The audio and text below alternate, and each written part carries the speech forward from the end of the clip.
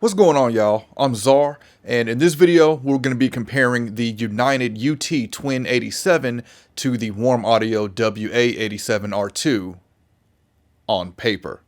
So I do not own both of these mics, so there will be no audio comparison, but what I wanted to do was look at the features, look at the specs, and at the end of this video, decide which one I would go for if that's all the information that I had. So this is something new that I'm doing. I've had this idea for a while, and if you like it, definitely comment, let me know, hit the like button, and I'll continue to do more. So both of these, of course, are 87 style microphones, and I feel that they would be similarly compared to each other because of their specs, features, as well as their price. So let's get into it. All right, United UT Twin 87 versus Warm Audio WA87 R2. Here we go. So both of these mics are coming in at $699, so they both have the same price. Here's a look at each one of them side by side. Really not crazy about the look of either one of them, but if I had to choose one, I do think the United looks a little more interesting than the Warm.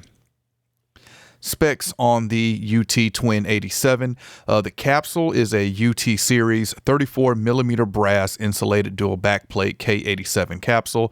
The body is nickel and it's solid milled brass. Polar patterns, we have cardioid figure 8 in Omni. It has an 80 Hz high pass filter, a 10 dB pad.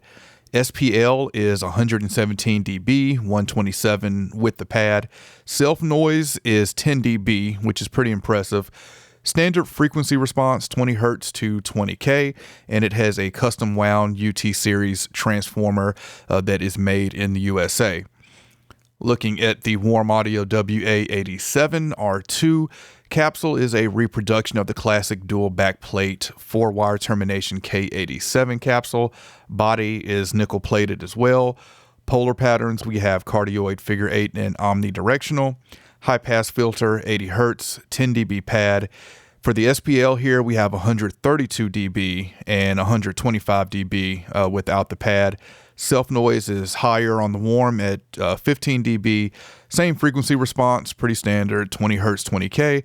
And the output transformer used is a Cinemag. All right, interesting facts about the UT Twin 87. So people used to get mods done to their U87s, and the two mods that people would typically get, the Twin 87 has them already built into the microphone. One of them is the true cardioid mod. So United says that rather than operate an active switched cardioid mode as per the standard design, the UT Twin 87 will disengage the pattern select circuitry altogether and decouple from the rear diaphragm of the capsule. This yields a cardioid function that is slightly hotter, more pure, and boasts a better signal to noise ratio. The RF filter incorporates an output filter designed to block RF and EM interference. So the RF filter is a set of switches that you can access by taking off the body of the mic, and the true cardioid mod, you can't turn it off just when you're in cardioid mode on the mic. That true cardioid mode is engaged. Looking at the Warm, really don't have any interesting facts about this mic here, but two things to note. It does come in two different finishes, nickel or black, and it comes in a wooden box versus the UT Twin 87, which has a carrying pouch. All right, here's the frequency response for both of these microphones, the UT Twin 87 on the left, WA87 on the right. You'll notice that we have some typos here on the UT Twin 87, and just to help you read that better, so we have 20 Hertz, 50 Hertz, and then where it says 1002, that 2 is supposed to be scooted over to make 200 Hertz. So it should be 20, 50, 100, 200, 500. That 1 on the end of 500 should be scooted over to make 1K. That 2 should be scooted over to make 2K. That 5 should be scooted over to make 5K. And that 1 should be scooted over to make 10K. So we have a 5K dip that we see here on the Twin 87 versus the WA87, which has no dip. It's just got a bump that we see at about 10K. Looking back at the UT Twin 87, we do have frequency responses for both the vintage and cardioid mode here, or vintage and modern mode, and we can see that the vintage rolls off a little more of that high end sooner. key differences between these mics. So the Twin 87 has a modern and vintage switch, allowing you to change the voicing of the microphone. The purpose of this is in modern, it's supposed to sound like a modern 87, whereas in vintage, it's supposed to sound like a vintage 87, which I think is the real selling point and the most unique feature about this mic. I've already mentioned the two mods that comes in this mic: True Cardioid mod, RF filter, and the output transformer is made by United, custom wound from them.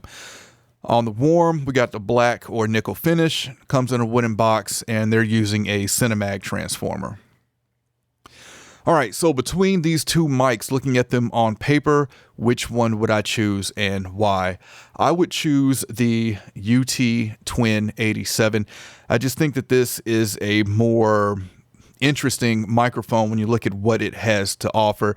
I'm all about versatility, and being able to switch between modern and vintage in one microphone to get two different voicings really interests me. You also have those mods built in that I really don't know how much those change the sound, but if I'm looking at them on paper, this sounds more interesting to me than what you get with the warm. And since they're both the same price, that's not a factor there.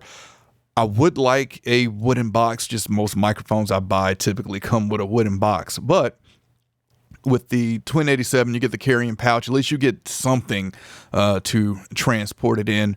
But between these two, I would definitely go with the UT Twin 87.